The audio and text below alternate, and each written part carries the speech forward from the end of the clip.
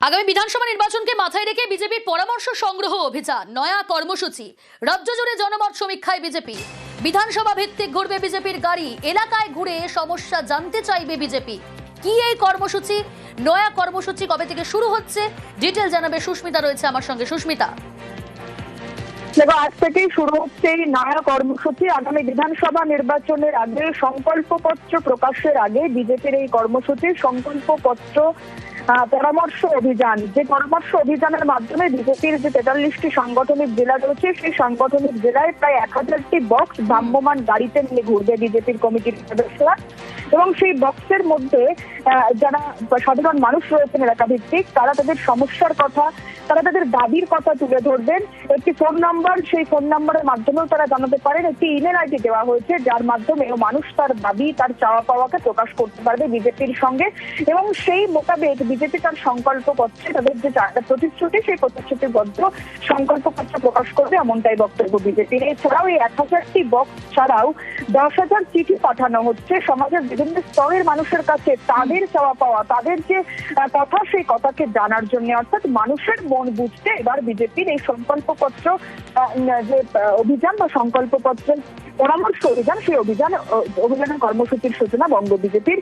এবং আগামী 18 ফেব্রুয়ারি পর্যন্ত চলবে এই কর্মসূচি। এবং তার পরবর্তী সময়ে বিজেপি এই মানুষের জনমতের উপর ভিত্তি করে প্রকাশ করবে সংকল্পপত্র, এমনটাই খবর বিজেপি।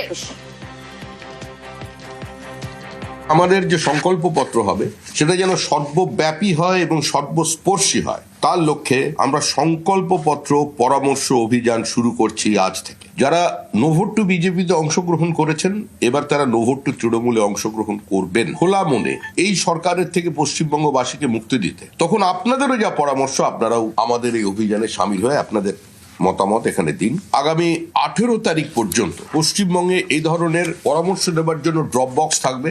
1000টি জায়গায় এই ড্রপ বক্স থাকবে। আমাদের এখানে একটা নাম্বার রাখা হয়েছে, টোল ফ্রি নাম্বার। এছাড়া মেল আইডি থাকছে, কিউআর কোড থাকছে, এবং সরাসরি কেউ যদি দলীয় দপ্তরে এই ধরনের প্রক্রিয়ার মধ্যে না গিয়ে চিঠি লিখে জানিয়ে দিতে পারেন, আপনাদের সেটাও সেখানে জানানো হবে।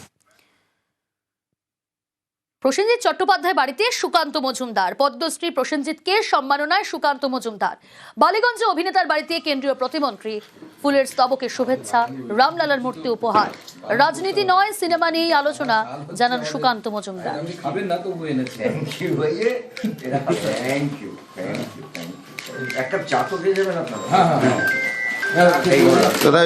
এর সাথে রাজনীতিকে জড়াবেন না, রাজনীতির কোনো জায়গা নেই। যারা পদ্ম পুরস্কার পান, আমরা তাদেরকে প্রতি বছরই আমরা অভিনন্দন জানাতে যাই। প্রসেনজিৎ দা, যাকে আমরা বুম্বাদা নামে চিনি, পদ্ম পুরস্কার প্রাপ্তি উপলক্ষে আজকে আমি মাননীয় বুম্বাদাকে শুভেচ্ছা জানালাম, অভিনন্দন জানালাম। বুম্বাদা রাজনীতির ঊর্ধ্বে, আমাদের আলোচনা ফিল্ম নিয়েই ছিল, কোনো রাজনীতির আলোচনা হয়নি। ঘোষণা 24 ঘন্টার মধ্যেই লক্ষ্মী লাভ। মহিলাদের অ্যাকাউন্টে বর্ধিত লক্ষ্মীর ভান্ডারের টাকা, উপভোক্তাদের অ্যাকাউন্টে ঢুকছে বাড়তি টাকা। বাজেটে মহিলাদের বাড়তি 500 টাকা দেওয়ার ঘোষণা। 24 ঘন্টার মধ্যেই অ্যাকাউন্টে বাড়তি টাকা। দুদিন আগে ঘোষণা করেছিল লক্ষ্মী ভান্ডার বাড়ানোর কথা, টাকাটা ঢুকেছে 1700 টাকা। হ্যাঁ, খুশি। স্বামী বাইরে থাকে, কোনো সময় হাতে টাকা থাকে না, এই টাকাটা পাচ্ছি, ওই টাকাটা আমার কাজে লাগছে। পড়ার পয়সা দিলাম, খাতা কলম কিনলাম, কোনো সময় তো সংসারে তেল বাজার থাকে না, বাজারটা করলাম, কেউ তো চাল থাকলো না, চালটা নিলাম, অনেক কাজে দিচ্ছে টাকাটা। খুব সুবিধা হয়েছে, খুব খুশি হয়েছে। পশ্চিমবঙ্গে যত নারী আছে সবাই খুশি, প্রচন্ড উপকার হবে। যেরকম ছেলে মেয়েদের লেখাপড়ার জন্য টাকা দিতে পারতাম না, সেরকম আমরা দিতে পাচ্ছি, বা নিজেদের ইচ্ছা মতন খুশি মতন সব জিনিসগুলো কিনতে পাচ্ছি। এই জন্যই তাকে আমরা ধন্যবাদ দিতে চাই। অনেকটাই কাজে লেগেছে, বাচ্চাদের পড়াশোনার জন্য কিছুটা লাগে, সংসারের জন্য কিছুটা লাগে। দিদিকে আমার অনেক ধন্যবাদ। লক্ষ্মীর ভান্ডার নিয়েই রাজনীতির চর্চা শুরু হয়েছে ইতিমধ্যে।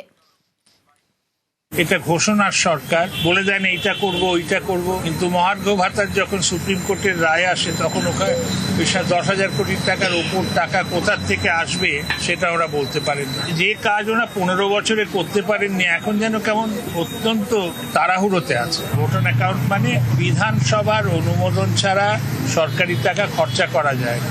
এতে লাভপ্রার্থীর সংখ্যাও বাড়ানো যায় না, এতে লাভপ্রার্থীদের কত দেওয়া হবে সেটাও বলা যায় না। তোমরা সেটা মানেননি। ওরা নতুন নতুন প্রকল্প চালু করারও চেষ্টা করেছে। অগাস্ট মাসে তো ওদের সরকার থাকবে কি থাকবে না, তাই এখন একটা দাবার চালের মতো খেলে দিলে, হেরে ফিরে যাচ্ছে। শাসন করবি, রাজ করবি, আমাকে তাড়িয়ে কর।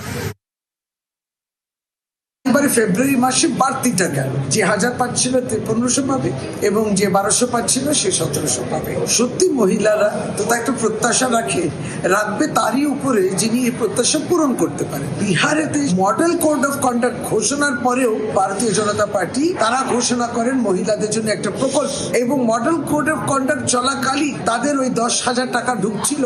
আমাদের একটা প্রক্রিয়াকরণ চলছিল, তার আর্থিক বৃদ্ধি well within the financial year হয়েছে। কিসের এত গাত্র দাও?